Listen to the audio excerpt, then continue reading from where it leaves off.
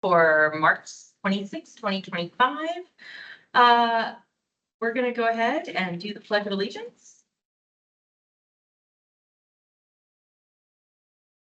I pledge allegiance to the flag of the United States of America and to the republic one nation under God, indivisible, with liberty and justice for all. Thank you so much. Okay, if we could do roll call. Dale's joining us a little differently this time, so I passed around and did it the old fashioned way where we sign in and take note of it this way. And I've documented everybody that's online virtually. So unfortunately, we do not have a quorum in person, so I'm not doing Connor too proud today. So please get those attendances up for April so we can take action. Given we can't take action, we'll skip the approval of minutes. Okay, any public comment today? Okay, moving right along. We've got the urban service area expansion update.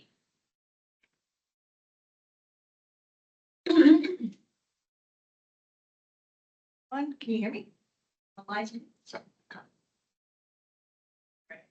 Dale, or somebody, can you confirm that you can hear fine online? Because it's a little quiet in the room.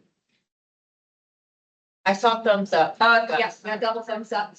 You just have to project a little bit when the air is blowing in here. Yeah, I haven't actually presented in this room yet like this, so learning as I go. Project. Yes. This is something like started. All right, well, thank you for your patience. My name is Sophia Garantiva. I am with the Planning Commission. And I will be here providing a status update on the board directed urban service area for unincorporated Hillsborough County. So a little bit of background on what this is and where it all originated. So back in November of 2023, the board had asked us to go ahead and identify potential areas for expansion of the urban service area and also identify some funding sources. So staff came back with a report back in March of 2024, and we identified 4 areas, specifically lands within Waimama, Long Riverview area, areas along I-4 corridor, and within the Little Manatee South area. And I have a map later on that shows specifically where all these areas are located. So then the board gave us some further direction to go ahead and move forward with the expansion of the urban service area boundaries, specifically in Waimama and the Long Riverview areas. So we categorize this as phase 1. And this was due to the fact that these areas already have some infrastructure built and also can potentially build up to 2 units per acre within the W2 and RB2 future link leases. And then they also further directed us to study Little Manatee South and the I-4 corridor as part of a phase 2. So then also something that was happening around the same time as all of these other actions were occurring, the future land use section of unincorporated Hillsborough County's comprehensive plan is also being updated. And as part of this, new criteria for the expansion of the urban service area was established, as well as a process to identify urban expansion areas. So 2 different ways to expand the urban service area. So a little bit behind why the board had asked us to go ahead and look at expanding the urban service area. There's a tremendous amount of growth occurring, over 500,000 more people and 400,000 more jobs being projected to increase by 2050. And so again, the goal of the urban service area is to capture at least 80% of the new growth that is supposed to be occurring in the county.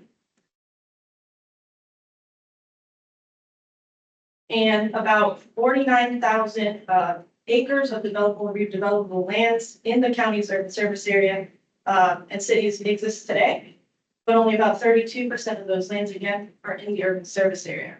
So what that means is that there's not enough vacant developable land in the current urban service area to help address this growth. And this is the map that shows all of the areas that we've identified. Again, these are the only 4 areas that we've identified as part of what we're considering the public study. The Little Manatee South area is the yellow down at the bottom of the screen. I-4 again is in purple. And you have the Balm and Waimama areas right here, the green and the orange. And then you can see where the existing urban service area boundary line, blue, is. And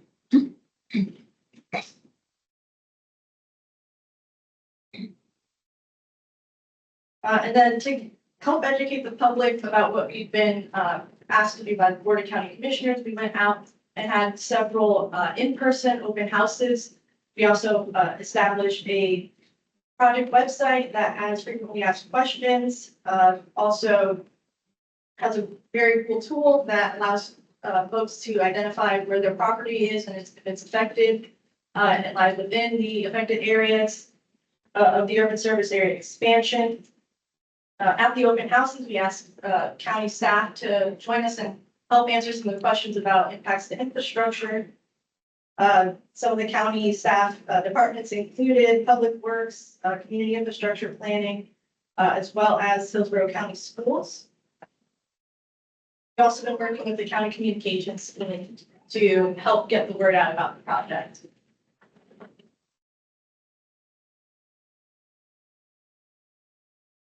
So where we're at with the Balm and Waimama areas, we are currently in the public hearing phase of comprehensive plan amendments. So this just shows the adopted future land uses. Again, within Balm and Waimama, there are two specific land uses that the board has asked us to go ahead and use as the basis for the expansion. And this is the Waimama Village Residential 2 and the Residential Plan 2. You can see the Waimama Residential 2, Waimama Village Residential 2 is in blue. And the Residential Plan 2 is in that light yellow. And then the red dash line that you see is the actual expansion, the proposed expansion.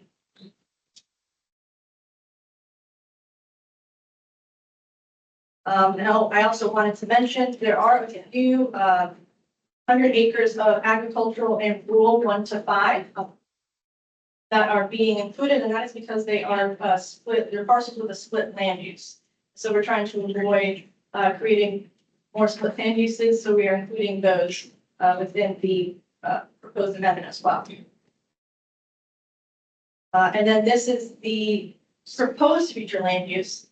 So I wanted to, I guess, back up a little bit.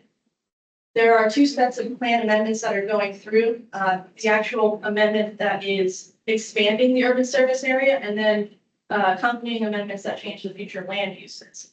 So again, that red dash line is part of one set of amendments, and then this is now part of another set of amendments.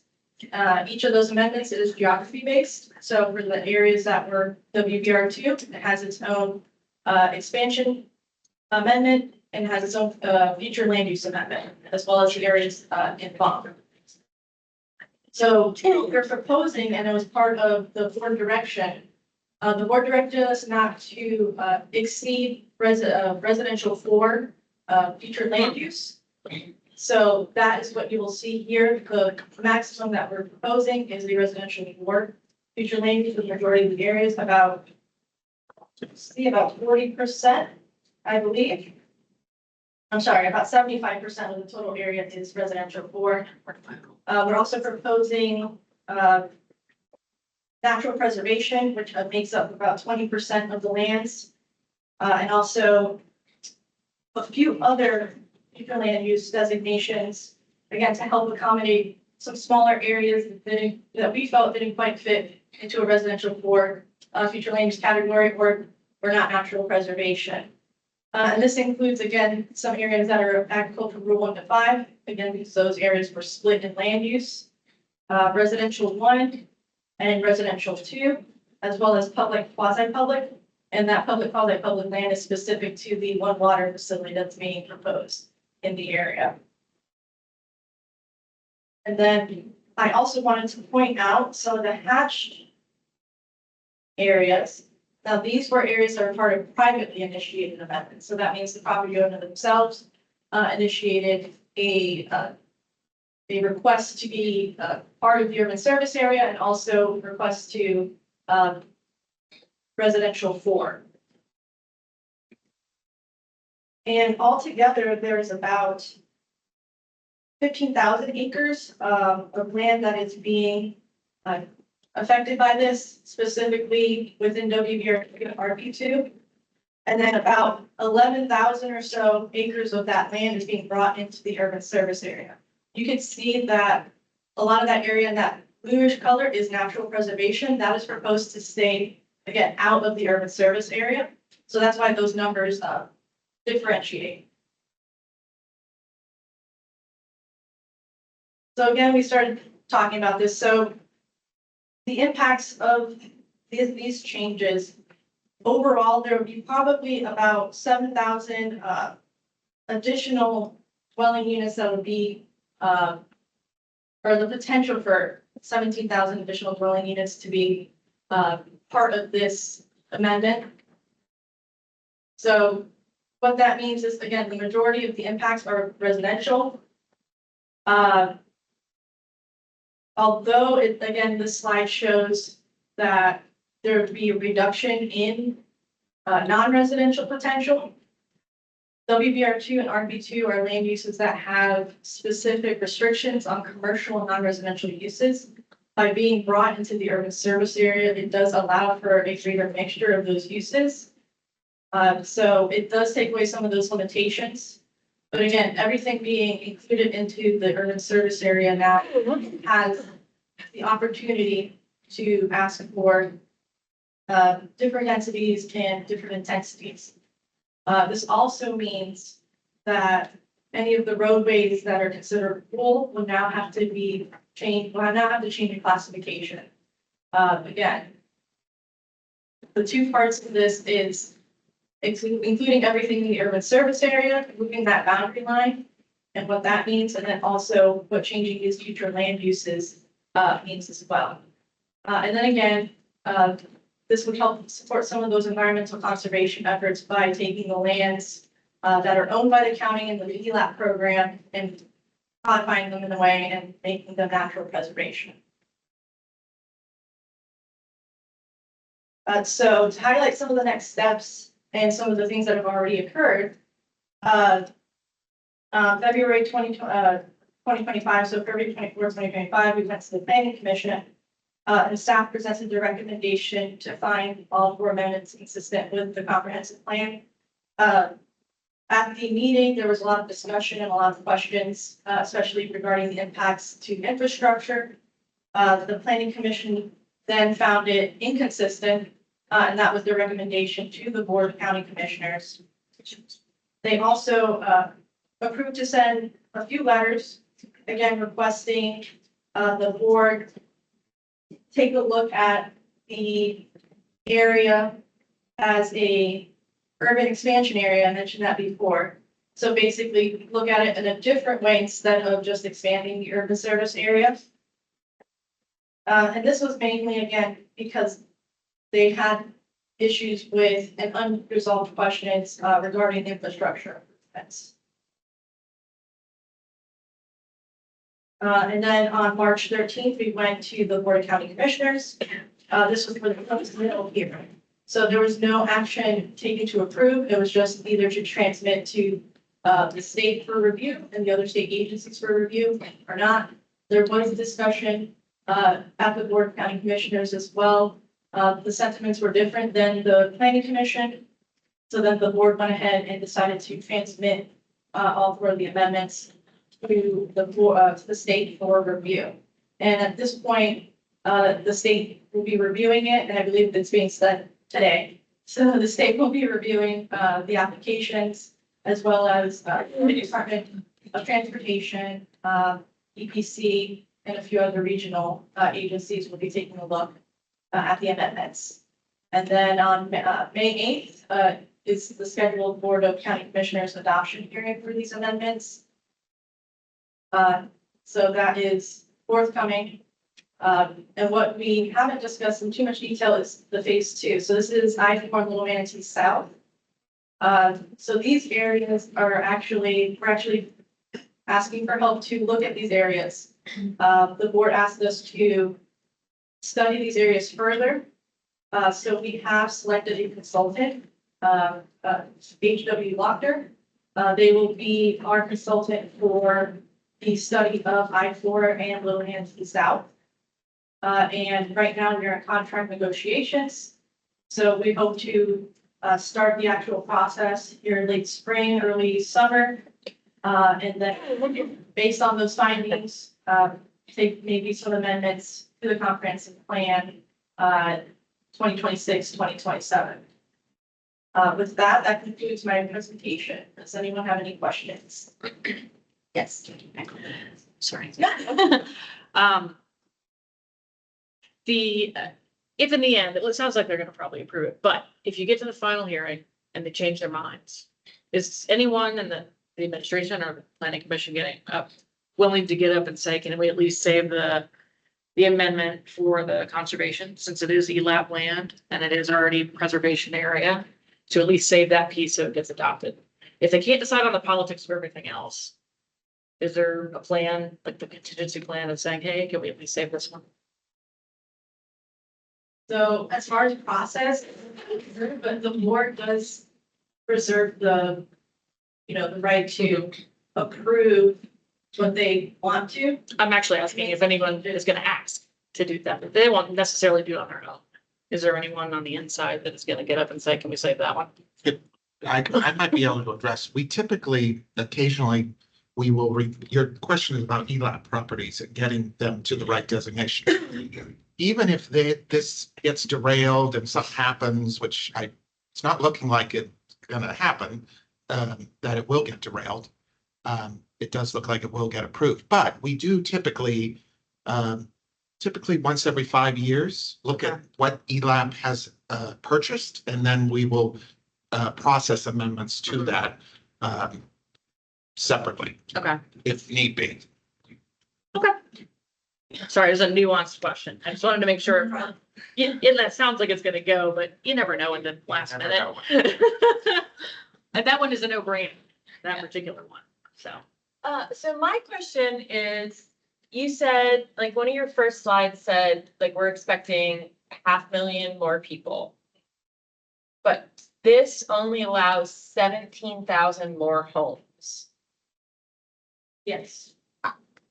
And so That math does not even remotely compute to me. So I'm just like wondering why if you are doing this, why aren't we increasing the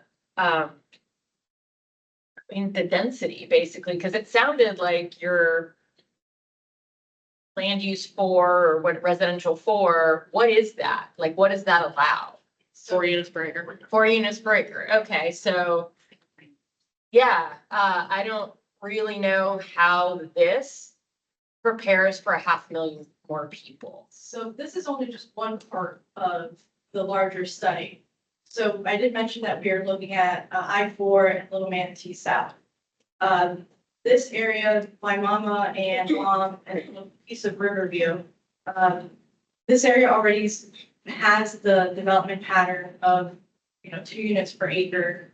So this was just the first part, because there's that infrastructure that already exists there. This is just the first part.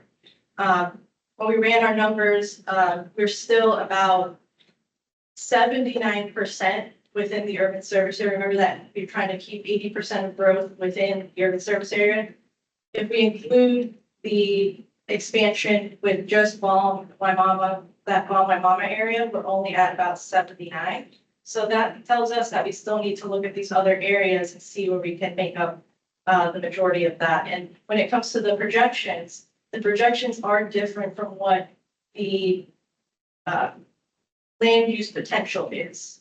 So 4 units to the acre, once it's already in the urban service area, there are opportunities for density bonuses. There are opportunities for private property owners to come in and ask for more density as that development pattern, develops out. So a lot of it is, we try to do the best we can to predict the future and try to accommodate the best that we can. But there's still other opportunities where we can, again, address some of that growth. This is just the one piece right now that we're starting with.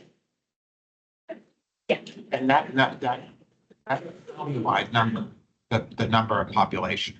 Yes, that's Yeah. for the entire county, Right, so, including Right. the cities, yes. right, so the three other cities are absorbing some too, so, Infill from the infill, existing area. things like that, so, Large yeah, families. but there will probably be other areas that are gonna be needed to keep us, above the 80% goal.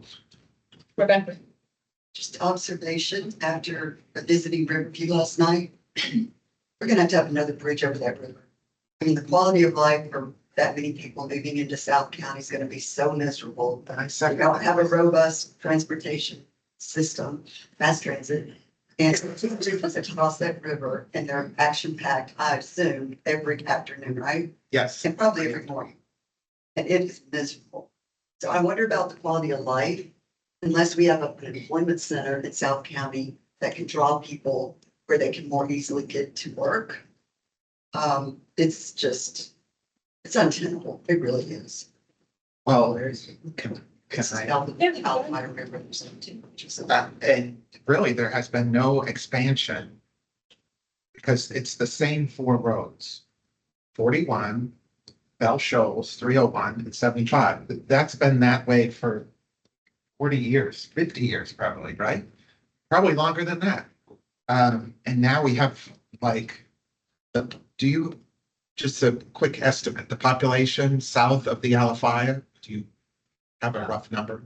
There's gotta be a lot of things have happened. So I would, too bad we couldn't make a motion and have it happen, but if we really need multiple, I think multiple bridges or other ways of getting those people from South County up here. The other comment I'm gonna make is all these people are gonna affect our roadways and making the roadways closer into the city more unlivable because of the huge amount of traffic on it.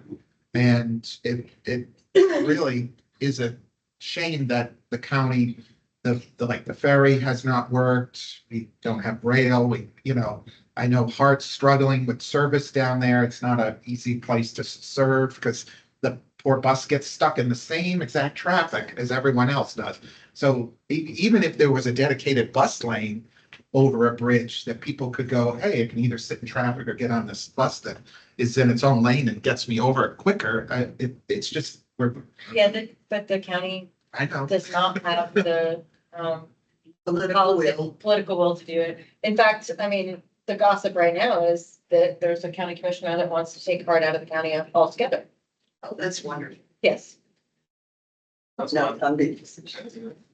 The other problem is that the main ways to get onto the interstate are also jam-packed. 672, 679, I think comes out of Wamama. And from multiple trips down to that area, I don't know how it's gonna take 7,000 more homes being built. I just don't know how that's gonna work. I just kind of have a bigger picture question of how the study's done and then how you can have this bigger result. I'm looking long-term future, because it's future land use, that's the expansion. You folded down what is essentially what we did up in Newtown, folding it down this way. You've got a road infrastructure and everything else, and a lot of little developments that are cul-de-sacs and everything else that's built off, sitting at the R2. We're never gonna get to an activity center, employment center, or anything else unless that pattern changes. But if we're looking 35, 40 years down the road, have you evaluated this area as this expansion? Because you see what's happening in Parish, the next one down, and how it's starting to boom? Have you evaluated the future R2 to R4 against everything else that's happening? The market's doing other things as well. And it's drawing people into these other centers. We have this broad 538,000 that's gonna come here. And we're just looking at the county's gonna absorb it. So here's the boundary. Well, how does that really match up with what the patterns really truly are? If you're trying to plan for that, is R4 enough down there? That's based on the lens of the infrastructure that's there, those homes that have been built. But if we're looking bigger picture, should that really be SMU something or, the other categories? Because it is the future, and how are we gonna link these other things? Otherwise, you're just gonna put double the houses in that area with the same infrastructure. It will only catch up slowly. It's a great question. So with the Waimama law, we were a little bit limited, because it was more direction. Mhm. And we couldn't go over that residential four, that density, that was basically our cap. So we tried to do the best we could in that area based on what we need. When it comes to I-4 and Little Manatee South, we do have a little bit more flexibility. And we will be, because Little Manatee South is right up against that Manatee County border. We'll be able to look at how, the population growth in Manatee County is also affecting us when it comes into the Little Manatee South area, and then all along the I-4 corridor as well. So it's kind of like, once we understand and once everything kind of goes through with, we wrap up the project for Mama by Mama, we're able to take a lot of that data, and include it in the other areas and see how we can distribute it. And then the study itself is going to include, land use assessment, infrastructure assessment. There'll be a market study as part of that as well, for those two areas. Perfect. Okay, we've got a commenter online. Okay. Good morning. Yeah, my only comment was actually going to be about transportation concurrency. And I was just curious if the TPO has looked into what the impacts would be on the legislation currently proposed in the Florida Senate on concurrency to ensure that that actually does happen so that those issues that we were just talking about don't happen in the future. But just wanted to put that out there. This is news to me, so we can take a look at that, coordinate with our partners in Hillsborough side. Yes. If we have anything good news related to concurrency in the legislature right now, but We'll take a look at that. Yeah, that's news to me too. okay. In my previous role here, I did many of the community plans in South Shore, which is this entire area, and worked on the bomb and my mama community plan. So yeah, it would be very lovely to implement the vision that the communities developed in those, like their little hamlets for Waimama, so you'd have the concentrations and then protect some of the rural area. I also know from that work that the ag industry was very instrumental. Ag is one of our biggest economic engines for Hillsborough County. And every time we gobble up the rural and agricultural lands, it makes me think, oh my gosh, how are we impacting our future? So love to see them be a major stakeholder in the next phase for sure. And then schools is online, and I know that the schools struggle to locate schools, and that is where everything's moving. So they have a high need for a number of schools in the next few years, like 30 something and 15 years down there, and just not the roads to support that. And I want to remind everybody that expanding this is not causing the population boom, it's responding to the population boom.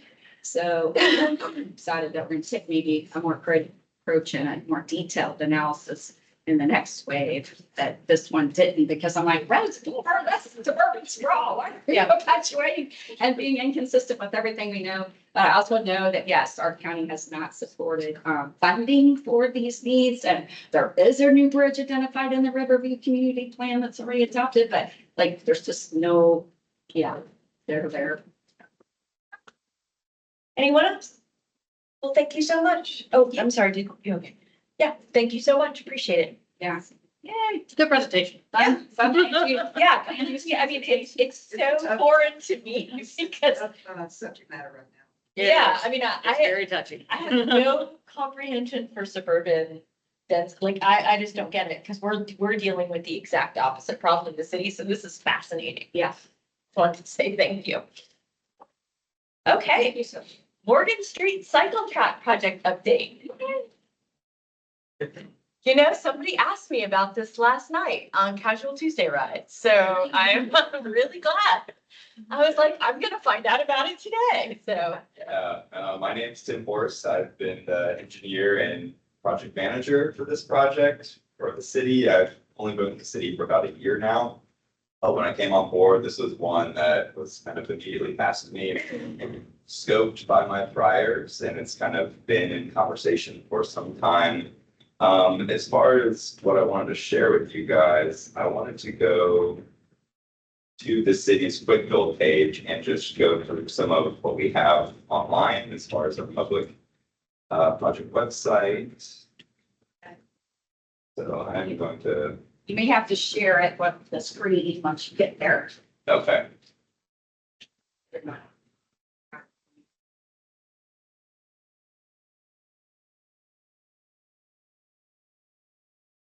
Second to that share.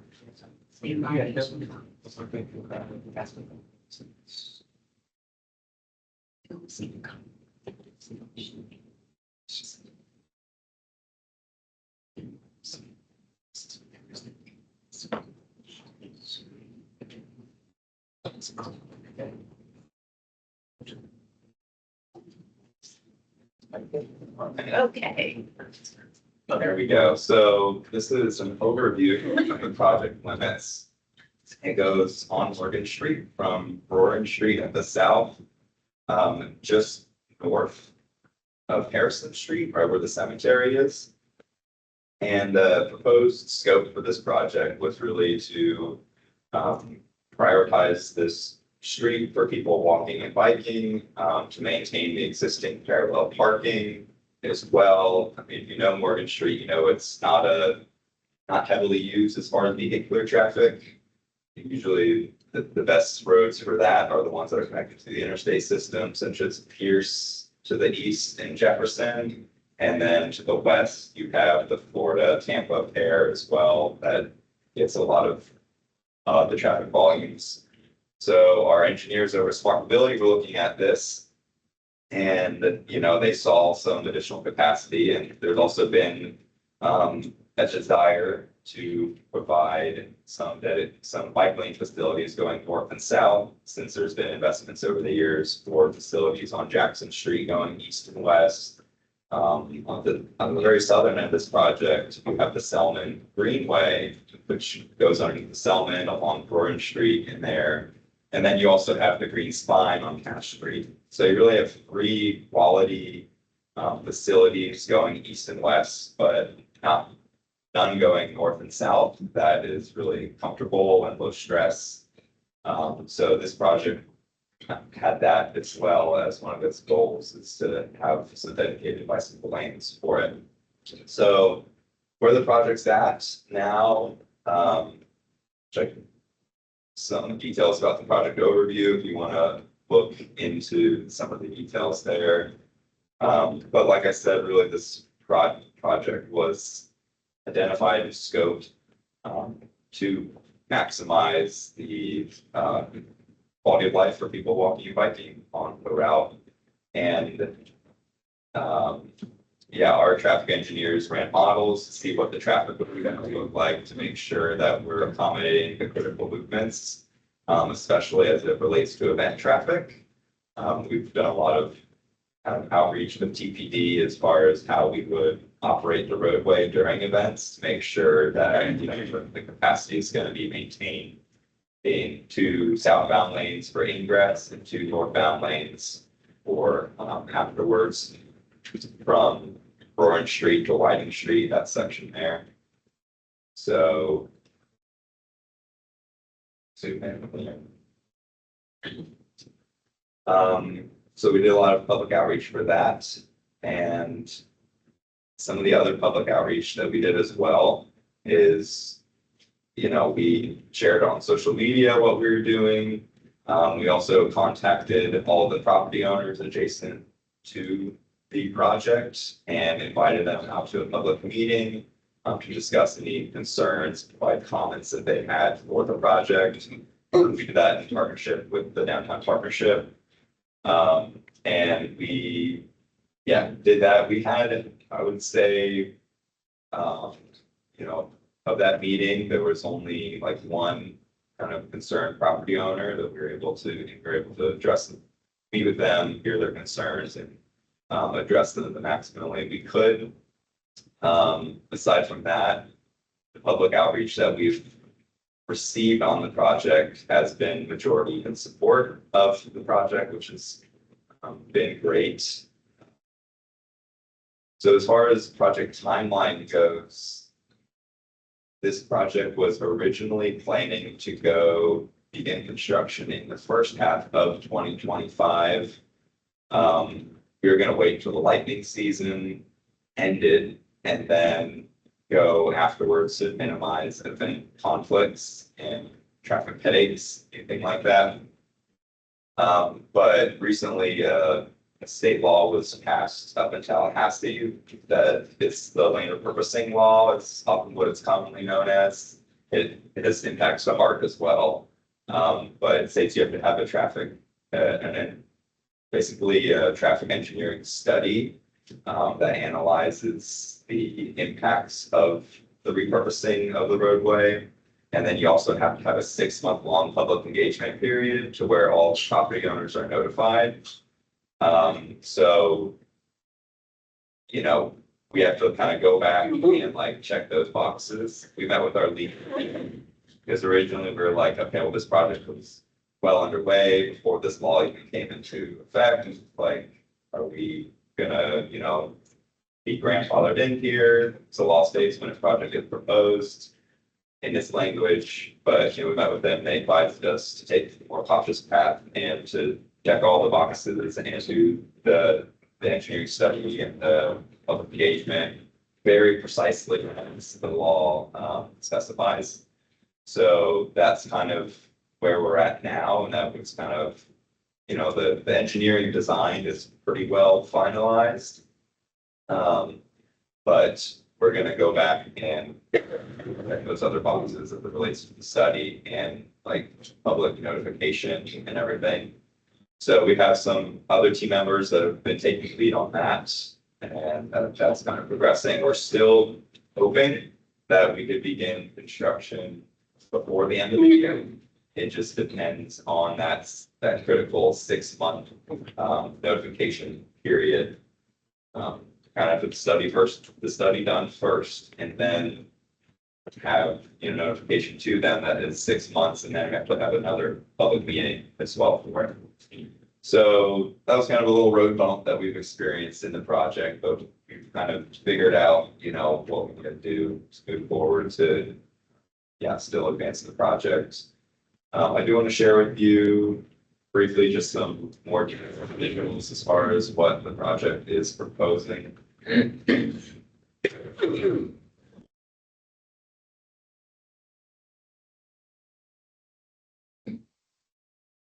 So over here, this is just an image of the kind of separation that we're going to use. On the right here, you can see the details of these meters that we were planning to be installed. Now that we have more time, we're considering doing some kind of concrete as well instead of the flexible delineators, just as a added level of separation and protection. It's certainly more costly, but we have more time to figure out the right product. So that's something that one of our staff members is looking into is, you know, there's 2 different ways you can do like prefabricated concrete, like traffic islands that other cities have been successful with installing, or you can do the more, you know, expensive pour in place concrete traffic separators, such as is on Cap Street and Jackson Street. So it's just a matter of what is our in-house team capable of installing and doing. We're planning on using in-house paving team for this.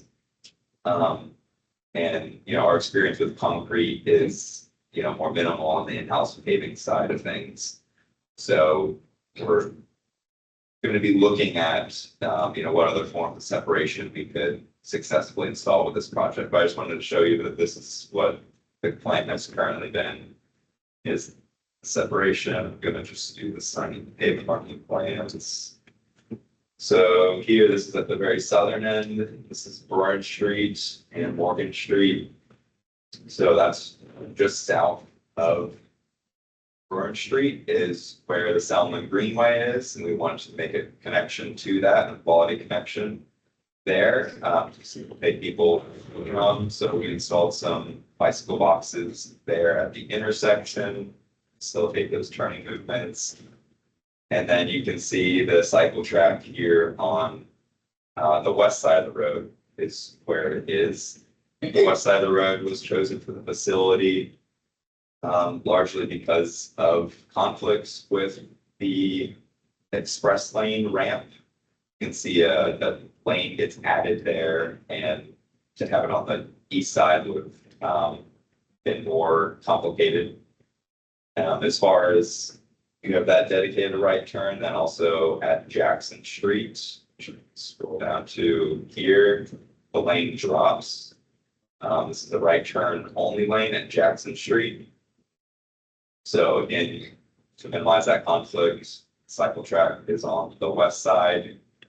So south of Jackson, the cycle track is, or really south of Kennedy, the cycle track is 8 feet wide with a 3-foot separation space between parallel parking. That's our minimum design thing that we could go with, and we really pack a lot into this roadway south of Jackson. There's 3 lanes of travel, parking on both sides, and also separated bike lanes. So it's really maximizing out the roadway and all of them. And, you know, part of that is that there's 7-foot parking lanes that are out there currently. So those 7-foot parking lanes are going to be maintained. So that will likely be a comment that people are gonna go, it's like, wow, these parking lanes are narrow. It's like, they were narrow from the beginning. 8 foot is our standard. We do everything we possibly can to get 8 foot. We've talked a lot with our parking team about their preferences on that, but given the constraints of the project and everything that was, you know, tried to squeeze in this section, 7 foot is what it is south of Kennedy. We also met with DOT, and they, you know, advocated between Jackson and Kennedy to have the turn lanes to facilitate movements on those more heavy vehicular movements as well. And then going north of Kennedy, the typical section changes. You know, north of Kennedy, traffic is lighter even still. And we wanted to provide those 8-foot parking lanes, and with 8-foot parking lanes, you know, we couldn't get a 3rd lane in there for turn lanes. So it won't be as ideal for vehicular traffic, but we do use some of the extra space to make the bike lanes wider, and they're now 12 feet, 10 to 12 feet.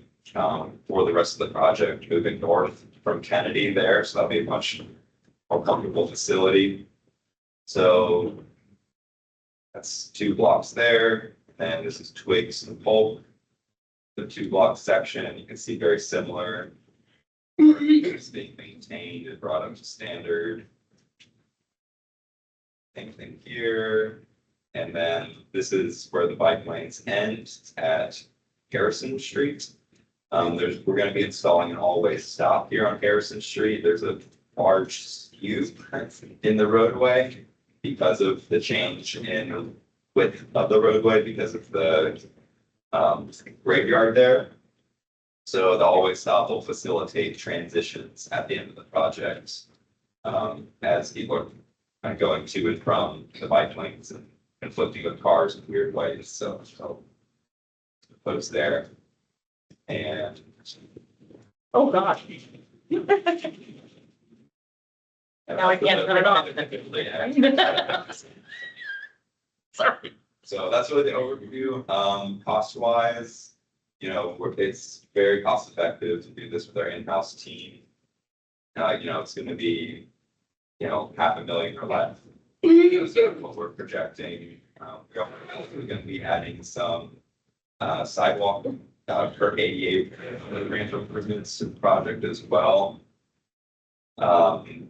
By using a contractor for those, but that's kind of the overview. So if you guys have any questions, I'd be happy to answer them. I have a lot, but I'll let you go first, Dave. Just a simple, it's 2-way the whole way? Yeah, Yeah. two-way bike lanes. Okay, that's it, that's quick. Thank you, and I'm sorry, maybe we've had a chance to meet before, but I don't think we have, so it's a pleasure to meet you. I'm excited to do this. For any of these projects, like, please add me specifically to the emails, because I would love to know about this, talk about this ahead of time. If you didn't know, I'm an urban cyclist and I love this kind of conversation. I actually use Morgan right now because it's an easy way, now that they've fixed the Greenway and Cumberland. Cumberland has the protected bikeway that leads to the Greenway that leads to Morgan. And that's a great northwest or north-south spine now. But I'm really excited about this. I think this will help people getting down to Amelie who choose to use a bike. I think this is really fabulous. My question, of course, is what happens north of Harrison? Because I'm more experienced, I'm comfortable riding by the bus station, but with the buses, that can freak people out because they're big.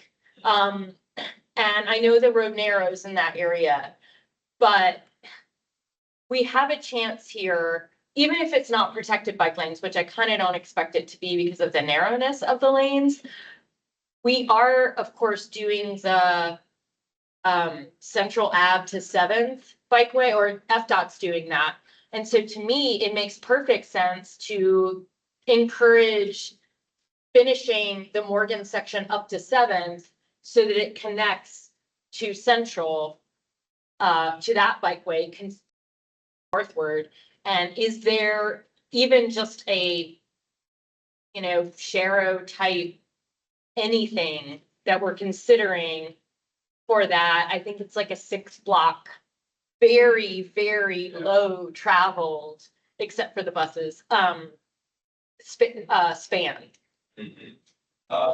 That would be kind of a subsequent project, and we could certainly add arrows and add speed bumps and that kind of thing to make it a more comfortable situation, aside from, around the bus stop where, probably I think speed bumps would probably be.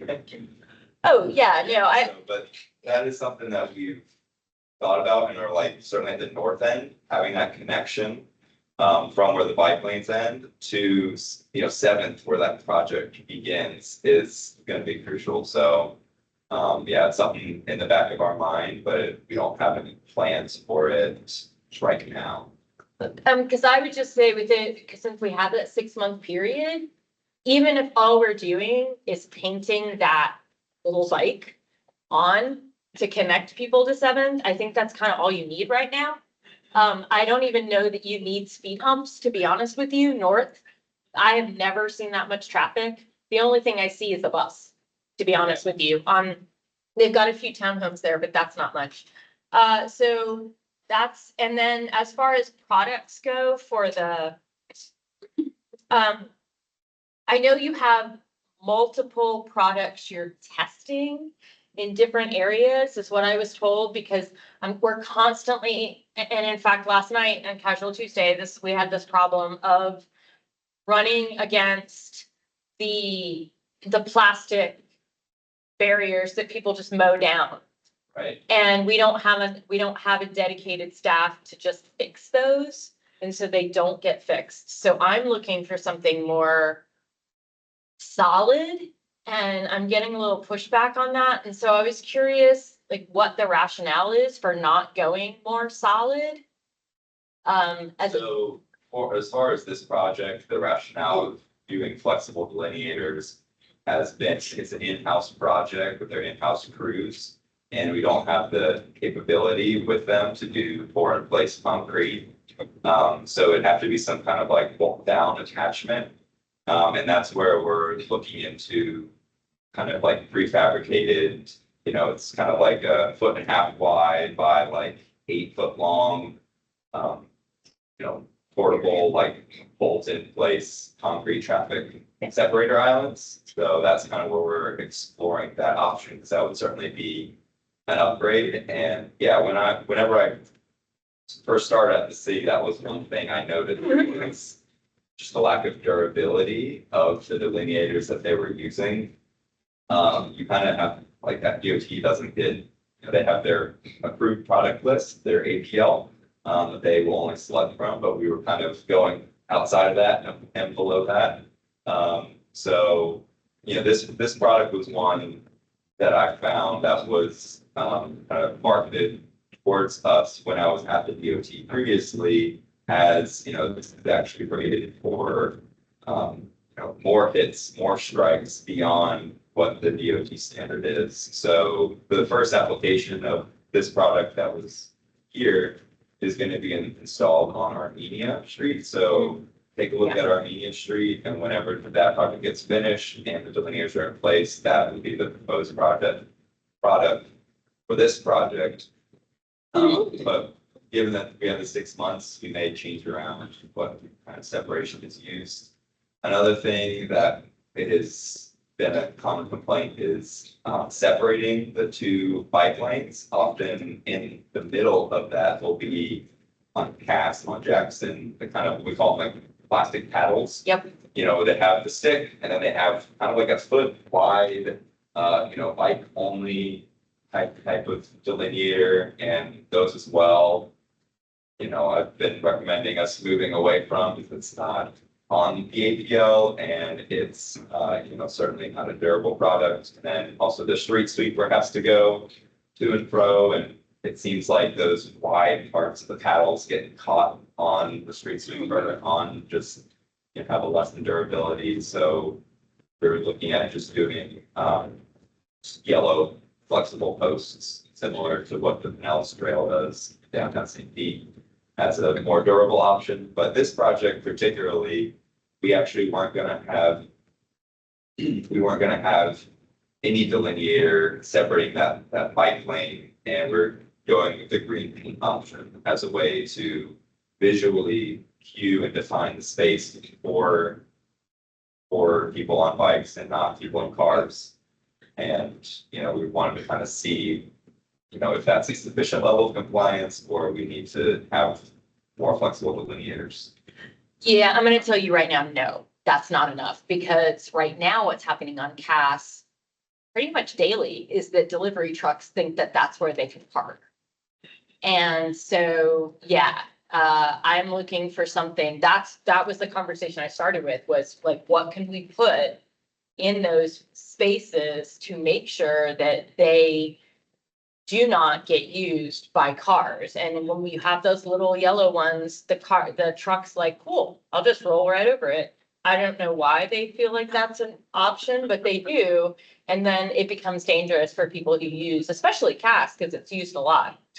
So I would love to know, yeah, if, and I've kind of talked with Vic a little bit about this, but I would love to see, I would love to know where the different things are in action so I can like bike by and just see them for myself. I agree the paddles are a little too wide, but there has to be a nice happy medium. I know FDOT uses metal poles that they then lock and unlock from the bottom for access, and they use them right at Palm Avenue and 275 is where they have that bike path.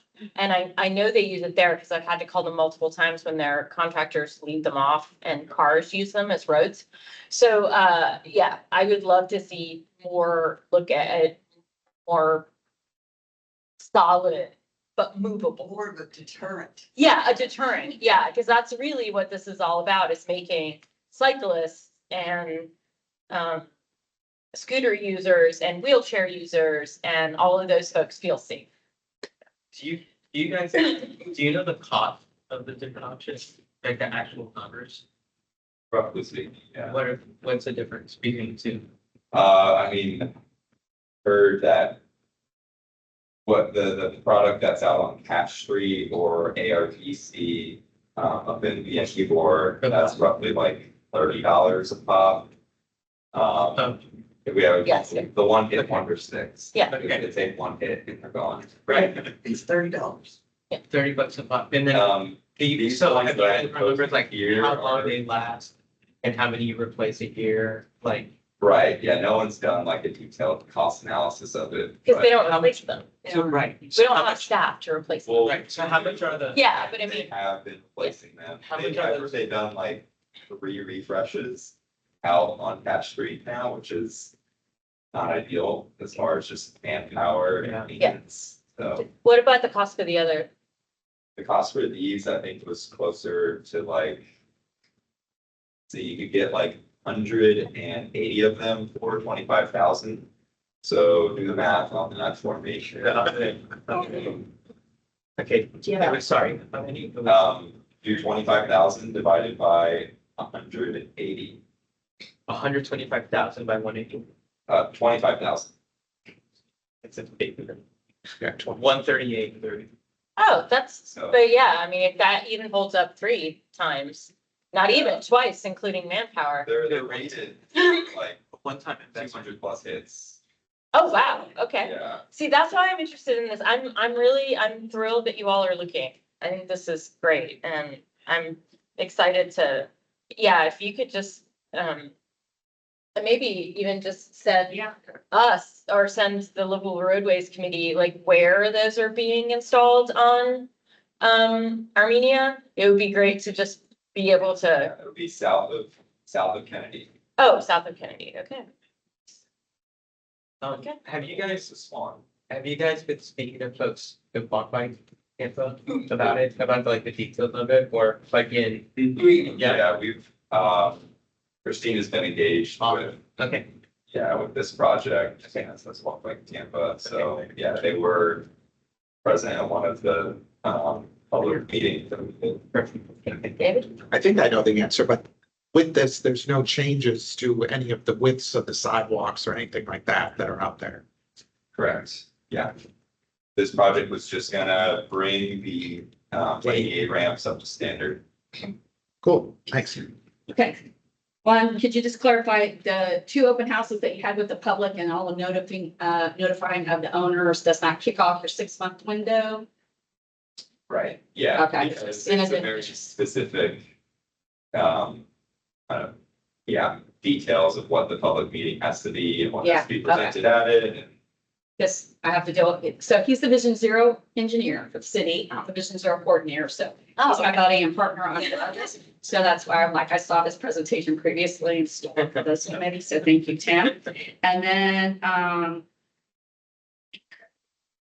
okay, and then I've been told there's some opportunities because there's some curb extensions and along Morgan and stuff. So the TPO is going to provide paint and help the downtown partnership with some artist murals, kind of like on Ashley. So I'm very excited about that when it finally gets rolling.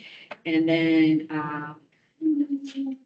Morgan, different than Cass, it's a low delivery back of house kind of road. So we're hoping not so many conflicts are running over at the I things. know, but But still important to address that.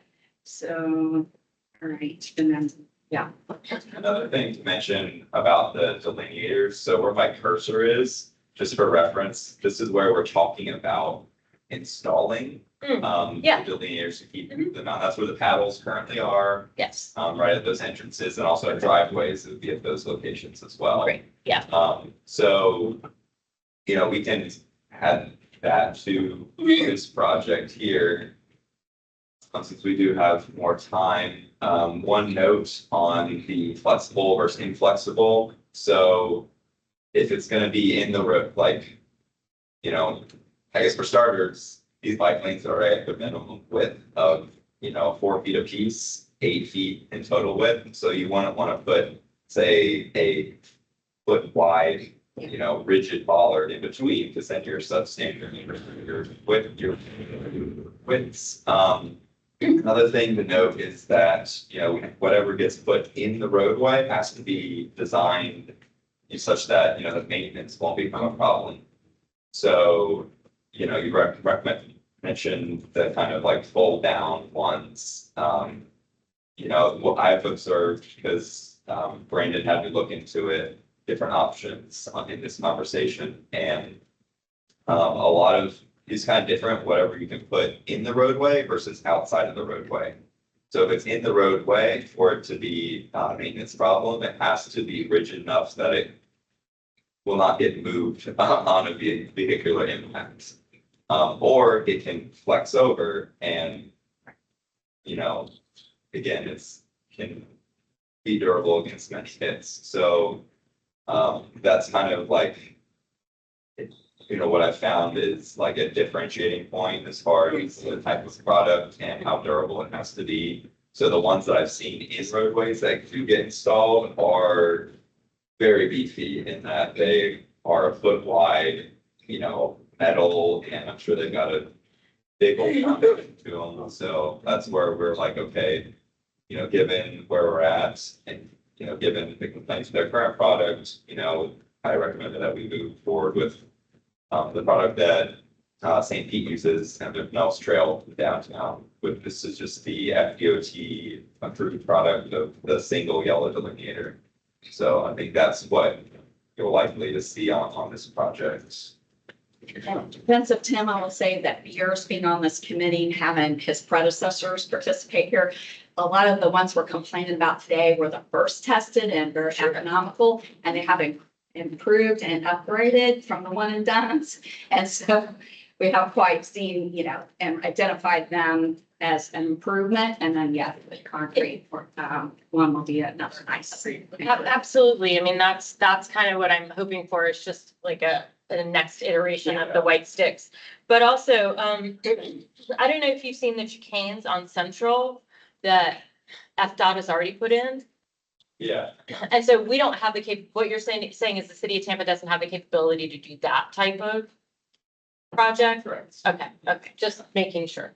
We're getting a contractor, hopefully to sign a contract to do that kind of work for us. Nice. So that could always be an option. If we pave it, we just stripe it, and then they come back and do islands. Okay. But certainly that's a lot more design work as well, Yeah. so. No, just clarifying. That was just a clarifying question. Yeah. I know Gus has had his hand up. Oh, but it's down now, so. Back up, still back up. There he is. Hi, I don't know, can you guys hear me? Yes. Okay. Thank you, Councilwoman, for bringing up the things. I didn't know that you were an urban cyclist. But I brought up at the last meeting that those lane dividers at the end of each block do not last long. The yellow paddles on the rubber stanchion, and the black rubber stanchion, the panel gets knocked down and the black stanchion is an obstacle, particularly at night because it's black on black. So if you're going to use some kind of divider between the lanes, paint the bottoms yellow that they can be seen at night. I've actually ridden a scooter and hit it at full speed and flew on a morning commute. So I brought it up at the last meeting, and Karen Kress with the Downtown Partnership said she was going to bring it up somewhere else. And when you were talking about the deflectors, are you talking about something similar to what's on Cass Street by University of Tampa and Tampa Prep? Because that's not a full concrete, and it looks like an installation that's screwed into the road. So when you were talking about deflector, were you talking more about something like that that's already on Cass? I'll show you the product that we're proposing to be separated Nice. into bike lanes. Right, and that's the external divider, correct? We're not talking about anything internal? Yeah, it's only the external divider. Okay. Trail, I think. Here. Yep. So it's actually really funny to see that our neighbors over in Ellis County, they have made a similar iteration in Right. apartments, and that this is what they're now using for the Pinellas Trail. This is what we're also proposing. But if you were to go back in Street View here, back to say 2016, 2017, they were also using the paddles that we are currently still using. Right. So it's kind of an observation and best practice to be like, okay, go that route. Yeah, Now, is that a flappable? Is that something that if it gets hit, it goes flat to the ground, or is it just a stanchion that is hard? It is flexible. Oh, it is And flexible. that particular product I know is on FDOT's approved product list, so it's Okay. much more durable. Okay. I think it's the same product that they actually use in express lanes, like Okay. on 275. Okay. Yeah. All right. Thank you. It hit $1 billion in 1 second. No, that's great. That's, thank you for that. That's a great view. Just my own experience with the bikeway right out here, I've seen people driving. Yeah. That's why these are so important, Mhm. because just like Yeah. 3 weeks ago, the little elderly gentleman decided to go south on Jackson. Yep. In the, So, thinking it was, I think, another lane. Yeah. Just, Yeah, people just have no idea. That's why the green paint and the, stuff, oh yeah, the old That's the ones. same image. yeah, those. Yeah, that's why some of the green paint and that is so critical. But I appreciate your effort on this because this is something that's like I said, near and dear to my heart. They're taking me on a bike tour of some of the new green artery segments in a couple of weeks, and I'm really excited about that. But I am particularly interested in this because now we're getting to the point where we have to connect these segments to other things. So I really want, now that we have this 6-month time frame, to really consider that Morgan connection to 7th, even if it's just Right. stamping the bike with the arrow. If that's all we do, that's okay, because I just want people to know how they can get. And I've heard, oh no, it's another city that's doing it. That's Gainesville just rolled out their bike way signage. You should check it out. It was on Commissioner Eastman's page, like Instagram.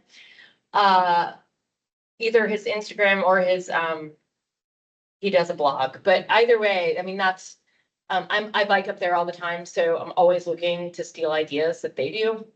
And I think that is really cool. They actually have, I mean, it's just like a regular, oh, you want to go to the convention center, oh, you want to do this, but it's for bikes and bike lanes, and it looks really cool. So I'm really interested to see how stuff like that finishes, because we have a big problem in the city of doing these and then they end and they don't go anywhere. So I want people to be able to at least get to 7th, which will have that really nice cross to get to the Riverwalk, or you can get to Ybor very easily. So it's all very nice. Should we do a little day trip with some people to Gainesville and talk to them about? We totally can. Yeah, absolutely. We could It's go up there. Yeah, I mean, we could, I mean, Commissioner Eastman, he does history bike rides. Yeah, but by the way, oh yeah, go ahead. Just question, since we're now gonna have a direct connection to the arena, hopefully this becomes a problem. Do they have enough bike parking at the arena? They have free I mean, they basically have a free valet. You can go and just like give them your bike and they'll it's awesome. It'll be so easy, just right in like Thunder Alley or whatever, they can Yep. set up bike racks and like. They do, they do. Yeah. Yeah. I hope it's- that's a problem, Oh, because yeah. I know parking, people might be like, I'm gonna bike there instead Well, of paying $50. But, and a lot of people do. In fact, their e-bikes too, a lot of folks are using their e-bikes, so it's even more important to have the secure. And so that's one of the things I talk about whenever I talk to developers. I had a developer just reach out to me earlier this week, just had a quick conversation, and I was like, okay, we're gonna talk about bike parking, and I expect this from bike parking. What will we see? And it's been, people are, they're like, wow, I hadn't thought of that. And I know it's not the downtown partnership, but one of your partners is doing a bike parking design. I'm not totally sure. I want to say it's Christina Costa might be doing Our it. promoters might be doing that. Yeah. And it is needed because when we had the summit right down there by the arena, I had to request portable bike racks from the downtown partnership because there wasn't gonna be any bike parking, and I was encouraging bike. Yeah, we could go on and on, but sorry. Okay. Yeah, but thank you. That's a great idea to try to maybe go up there and take a look at some of the stuff they're doing. They also have a rail trail though. It's really nice. So we don't really have that. Signpost and get credits. Yeah, no, absolutely. And so thank you for all of this, and I look forward to, I hope you're joining us for that green artery tour. If not, I would, oh, good. So I'm really excited about that. It's staff. No, staff is taking me on a tour, but I'll do one. But while I have everybody here and we're talking about bikes, I did want to say that, I have started a, easy Sunday morning bike ride that starts at Henrianola up in Seminole Heights, and basically is for people who don't know how to bike in an urban corridor and they're a little scared. So we've been taking the Old Avenue Greenway down and then exploring different parts of downtown and like how to get around safely. And Morgan is one of our pathways, like future pathways. This week, actually, we're doing one this Sunday. It starts at 9:15. We're going. I'm gonna try to get people around what the old portion of the West River Walk, like the portion that already exists that nobody knows about. So we're gonna kind of explore that area. So. Thank you. Yeah, thank you.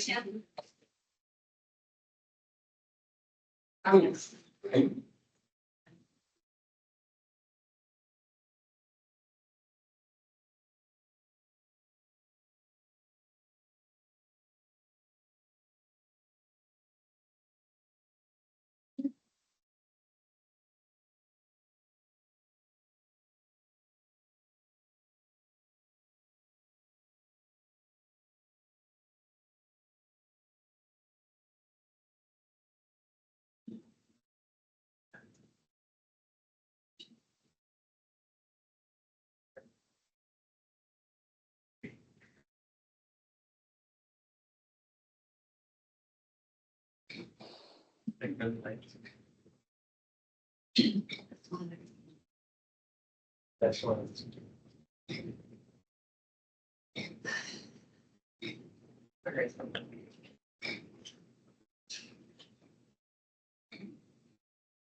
Geography quiz, where's this material? Oh, I love those. Trivia question. So now, yeah, Where my is this? one pops up every time I open my computer and I'm always fascinated to see where it is. So a new one? Yeah, every day. Yeah, Is that Cape Town? Is that No what they idea. talk about? Doesn't think. I don't think. From, like, Doesn't the look back or something. Too urban. no, it doesn't look too urban. It doesn't. I don't see my PowerPoint preloaded, so I'm gonna do it from here. Now they've got to learn about the picture in that, right? Yeah, they do have to learn about the picture and Yeah, number, right? learn. Yeah. So we could, Does that show up on mine? No, I've got something else. yeah, I love the way it's just different, so. Maybe some sort of prize, we like write our guesses on these papers, these books. While we're waiting, does anybody have, oh, are we set? Yeah. Okay, perfect. All right, somebody audibly confirm that this is working online? Did you see my safe walking for life PowerPoint? We don't. Oh. Yeah. Jason. Or Gus can see it, but we Know how to can't. get my PowerPoint to show up? So in the meantime, does anyone have any new business or any sort of anything? The West Shore Alliance is having our last bike West Shore ride on Sunday, starting around 9:30, 10 a.m. at Avion Park. We're gonna go through Second Spring Park and utilize the Skyway Park Trail, go to Crooked Campbell Causeway, and kind of be back around. So Okay, it's the last well, day. it's in For the the bike one. L podium folder for Okay, today's send out an email to. Oh, I thought that was sent to process, but I have it here. Great, well, that's exciting. It's on Saturday. Is that? Yes. I'm in. All right. Gonna do new business one? Yeah, that's what we've been, yeah. Okay, rock one is free, they've been on a rock. So, TPOs, well, this committee had requested the possibility of exploring a ride along and going on it to experience it, encourage use of it and familiarity. We looked around and Suncoast APA and IT were exploring it. IT's already had theirs and there was a fee. Suncoast hasn't developed. TPO staff is having their own, and it happens to be on April 16th, which also coincides with this one. So we adjusted our start time to be right after this meeting. So if you guys want to join the TPO, do the ride along, and then we're going to peel off to have our team lunch and staff meeting and just kind of multitask, which of course you do not need to join. So you can peel off and go do your own thing. So that's what's planned, and I'm sure Connor will email out any particulars about that. But anyone that wants to stick around and go at the conclusion of this meeting. I had a question about the Route 1. And when will, and I don't know if there's an answer to this. So when will their decision be made of 2026? Budget season. Budgets, like October? Like Probably October, September? August. Yeah, that's when we, the mayor's budget gets presented on July 17th. And so we'll start meetings after that. We have some data. We don't have, I don't think, March data yet, Not yet, no. but It's looking good. February data was phenomenal. Right. So, but I also don't know, it's gonna take a lot of advocacy from the public, from businesses, which is why we're doing these rides, to try to make sure or see if there's an appetite for continuing, not necessarily the free, but the frequency. I just want to add one thing too. We're actually conducting an onboard passenger survey right now to get like Great. rider thoughts. So we have staff on board right now conducting the survey. We're going to do it quarterly. So this is the first week's going to go over it this week and next week. And then hopefully we'll have some full data to present you all as well on that. We've only had like 50 respondents so far. I like glanced at it and people seem happy about it overall, which is not surprising. Let's get that numbers back in as well. Yeah, the data is what's critical, and I'm really looking forward to seeing the data of the replacements. Like how many people this is taking out of cars. I know that there's some FDOT data that you all are working with to try to figure that out. Yeah, I know that's actually something that I know Justin was working on that initiative. He's no longer with Harvard. So we're trying to pick up where he left off. So TBD on that, but I'm trying to, follow his legacy. Yeah, the numbers were really, really good, the last ones he gave me. So I'm really excited. HCC is also doing a ride along that very same day at pretty much the same time. So for people who are coming on that, if when they peel off, when the TPO or the staff peels off, folks can continue on with us with HCC, and I'll pass along that information. Yeah. We're going up to of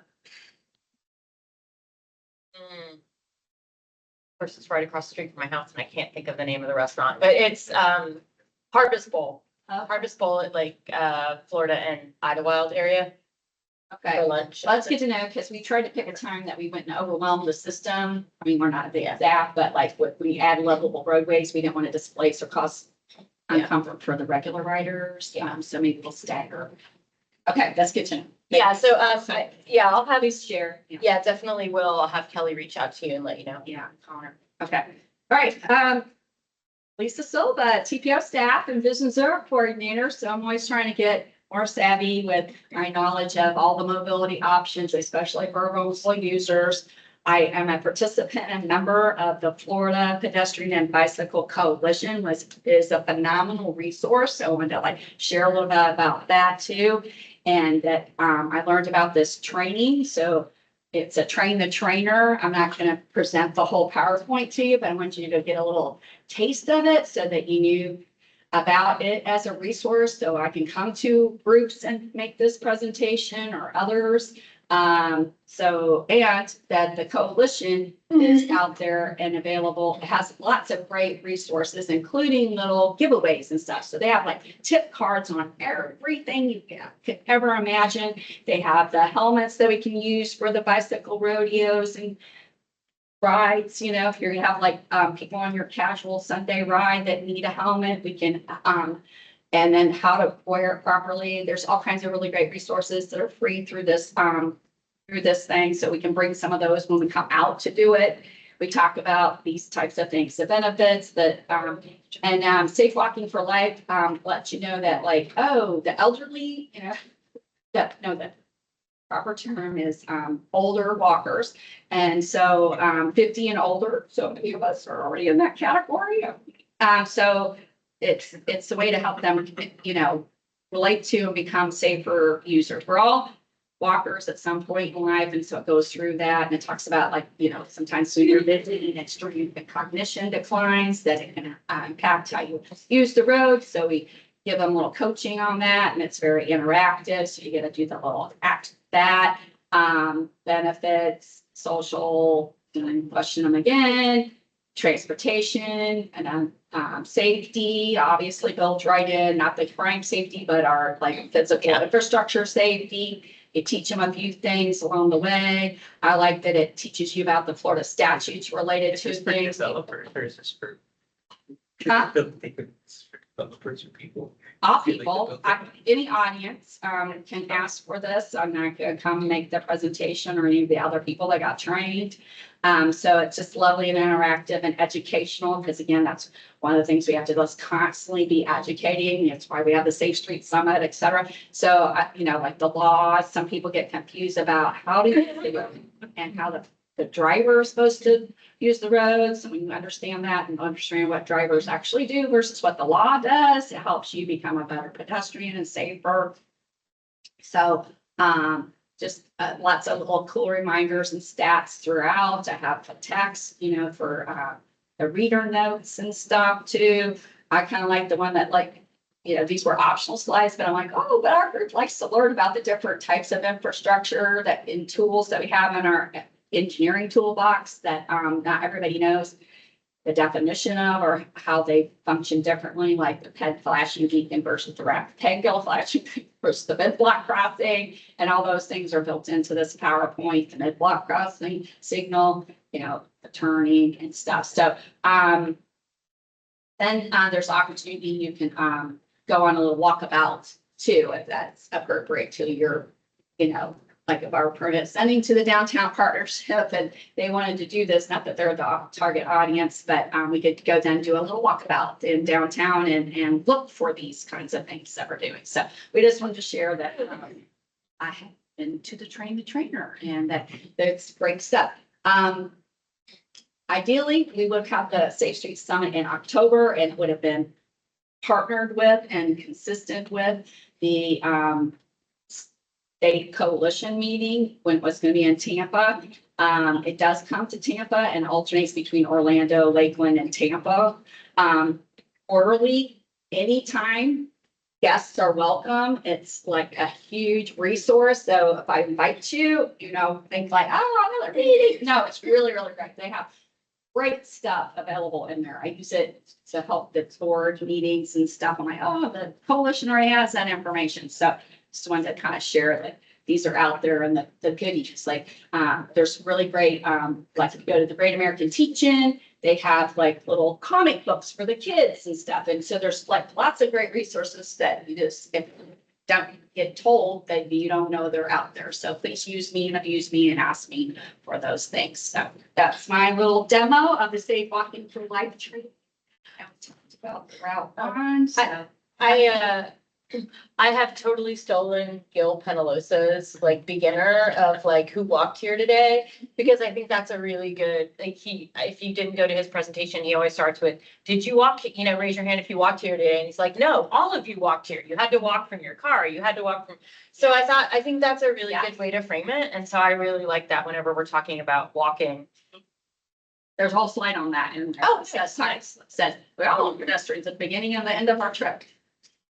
And then, Gus, I saw your email, about the, ride, but unfortunately it is a staff ride right now. It's not a public, but what I'll do is after it's done, I'll bring it back to this group and see if I can get interest and do a more public one, but I want to see it first and kind of, but yeah, absolutely. I think this group could do one in the future. I would love to do that. I think everyone would be interested.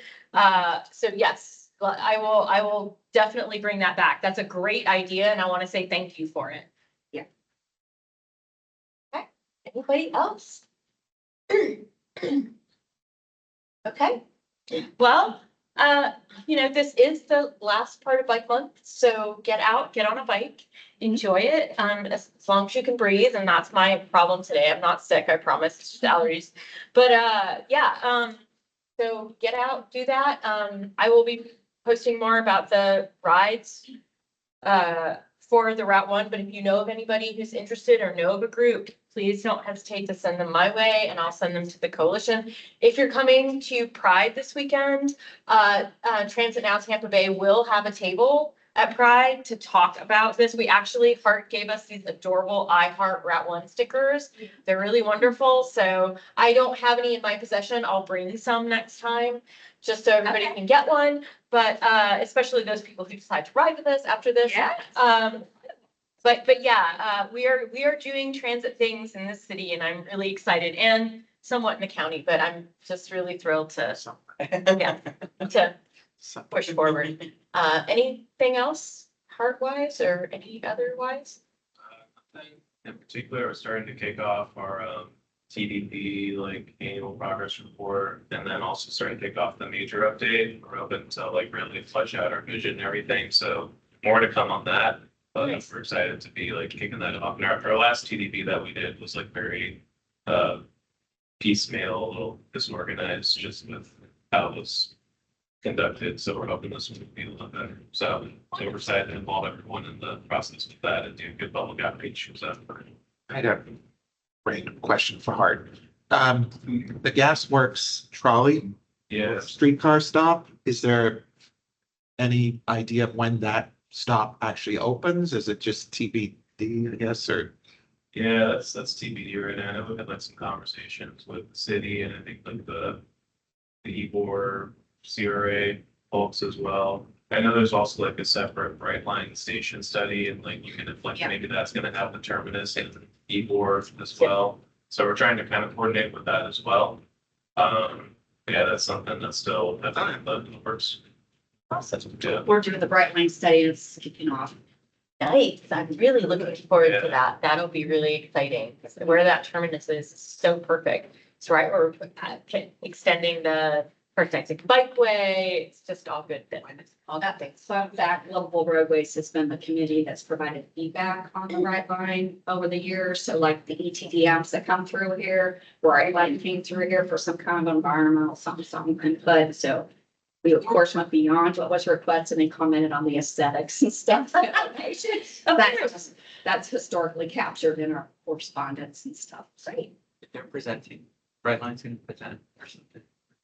Bright Line has presented to the TPO board. You can go back and watch those. We did get some representatives that took some effort and stuff, but in our planning work program, that Bright Line study and looking at how it interacts with and ties into the rest of the transportation network is on our study, and it's now scoped and kicking off or had its kickoff. So it'll be, when it's flushed out and appropriate enough, it'll come through committees. And I knew this one would want to know about it. So Absolutely. yeah, Sarah Caper is the project manager. So I've been feeding her stakeholder ideas and stuff. Cool. Okay. Well, thank you all for coming today. Really appreciate it. It's always good to have conversations around all of this great stuff. So appreciate it. And we will see you here on April 16th. April 16th. So yeah, please try to be here, especially for the fun bus ride afterward. Yeah. I think I have to do Predictably, will be action. Yeah. Besides minutes. So Yes. definitely be here. Your job. Yeah. Let's go lecture. Oh, you're all right. Yeah, have a great day.